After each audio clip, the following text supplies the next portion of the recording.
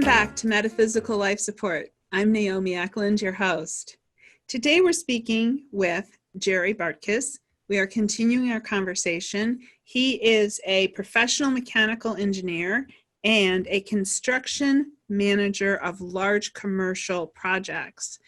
And we have been talking about active and passive and how we can use our meditation tools and still take action. So, Jerry, welcome back, and thank you for this very interesting conversation. Oh, you're welcome. I really appreciate it.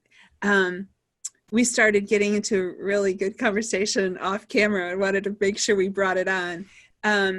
So we were talking about the words that I use are, when you meditate, you can develop an objectivity, meaning you can know where you are, you can see the other person as a human being, and then you can see the situation, not as the person, but as a situation. And tell us a little bit more about how you handle those kinds of things, because you are in a work environment where there is going to be conflict. There is going to be things that need addressing, and you can't always just accept and be passive about it. Mm-hmm. Well, again, it depends on the specific role that I'm playing.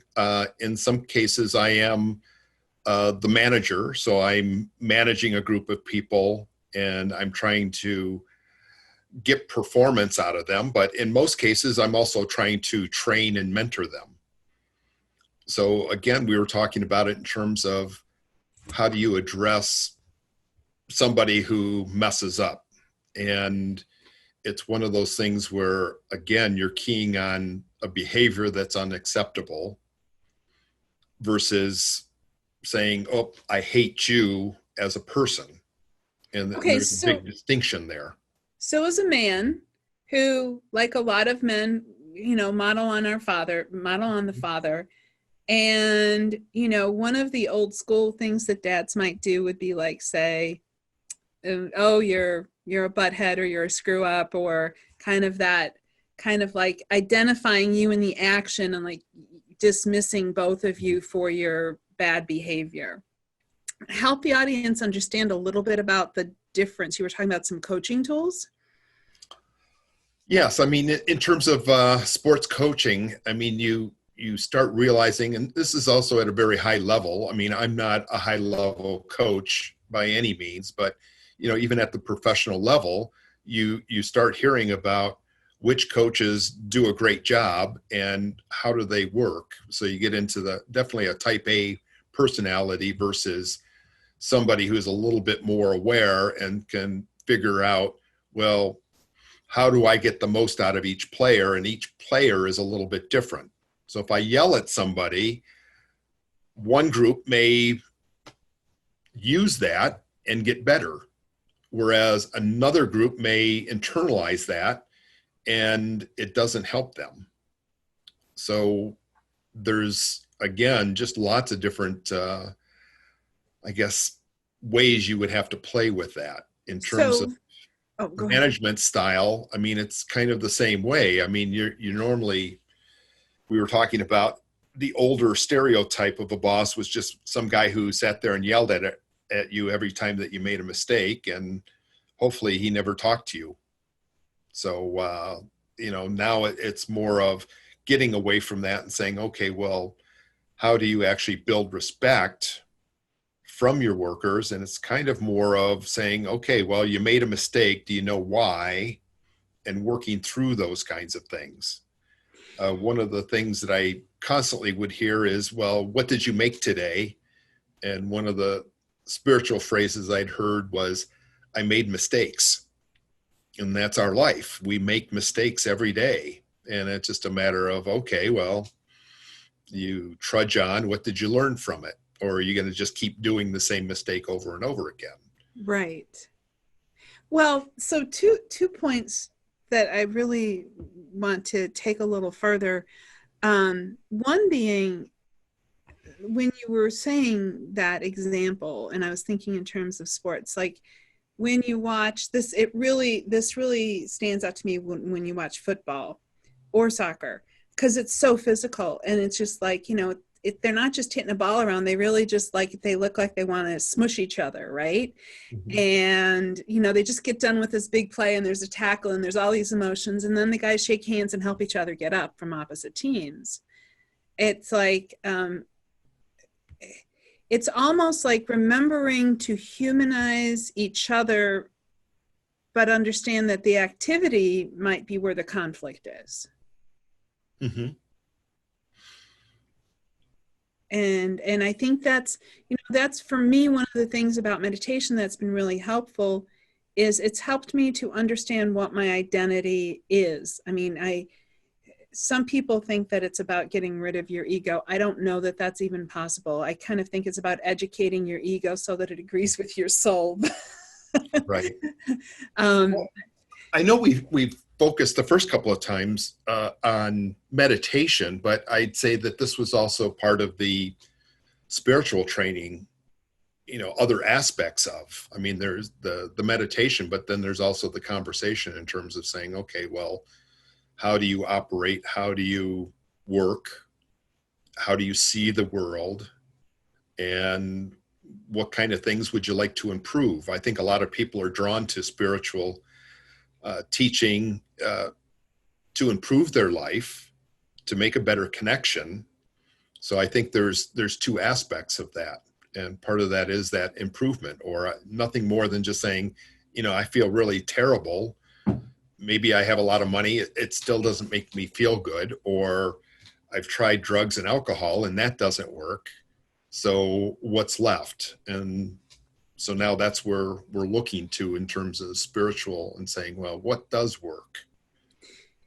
So I agree, like the spiritual concepts, to me, they kind of all get bundled together with meditation. So it's a good call out in the distinction, because the sort of the principles of objectivity, like you have to develop some kind of objectivity. You have to know what's going on inside of here.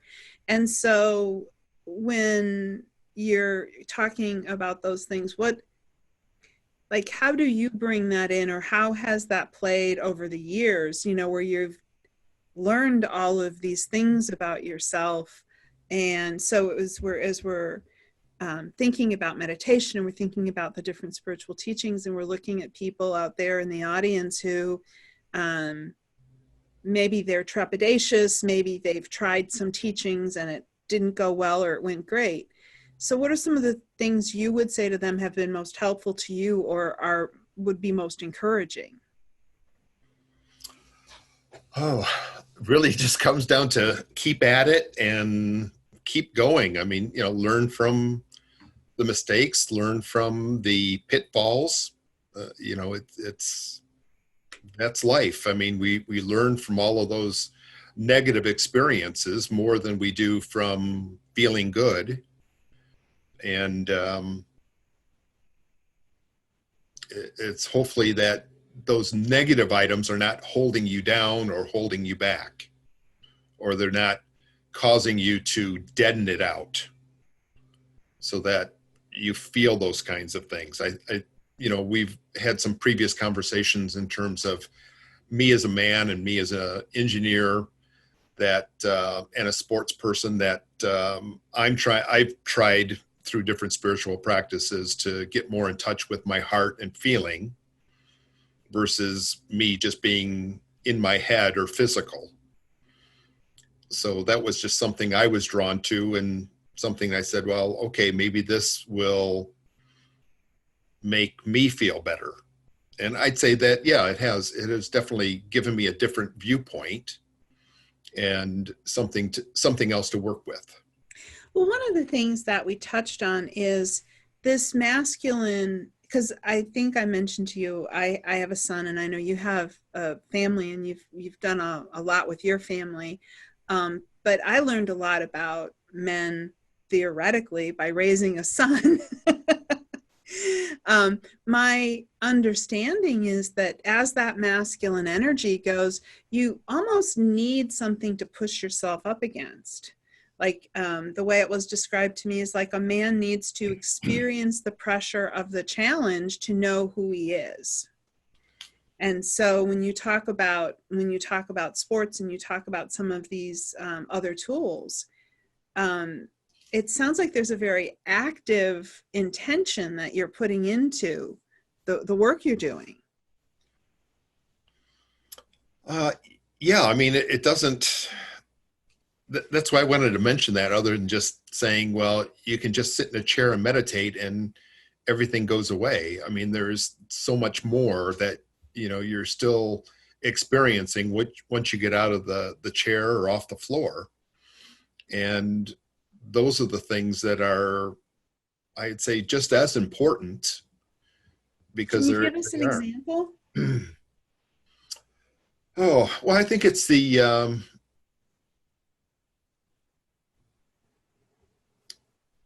again, getting back to that whole, it's the learning experience.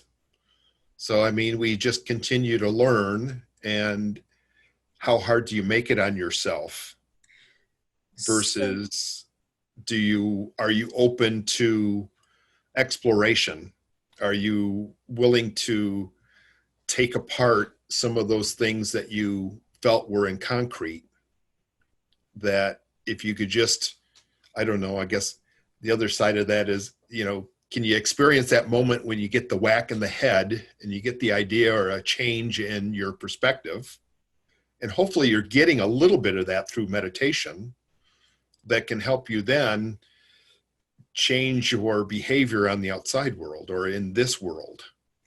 So my experience is often I will be sitting, reflecting.